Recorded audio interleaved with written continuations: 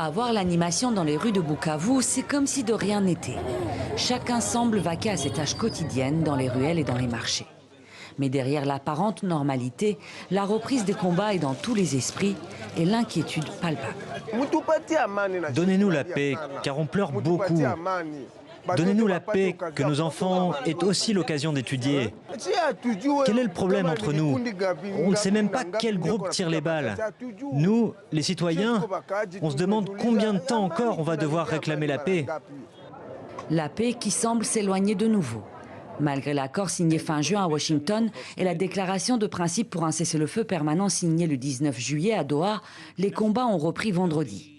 Et depuis, les affrontements s'intensifient entre la coalition rebelle AFC M23 et les FARDC et leurs milices alliées, les Wazalendo, sur plusieurs lignes de front au nord et au sud Kivu, notamment dans le territoire de Walungu, à une centaine de kilomètres de Bukavu. Une percée dans la région permettrait au M23 d'accéder à Chabunda et Mwenga, deux territoires du sud Kivu riches en or et en minerais.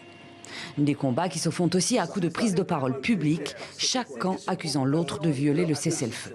Ces régimes poursuivent ses déploiements militaires ainsi que ses provocations et attaques.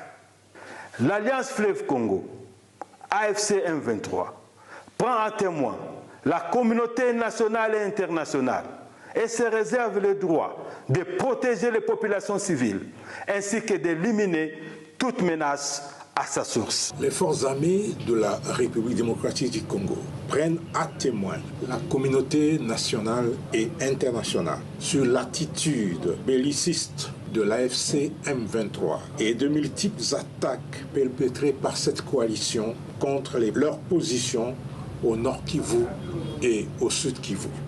À Bukavu, la population ne peut que déplorer cette nouvelle escalade. Les deux partis ou les deux belligérants ne cessent de s'accuser mutuellement. Ce qui énerve tout le monde, c'est que c'est la population, la paisible population, qui continue à en payer le prix sans savoir le pourquoi. Une population déjà éprouvée par des mois de conflit.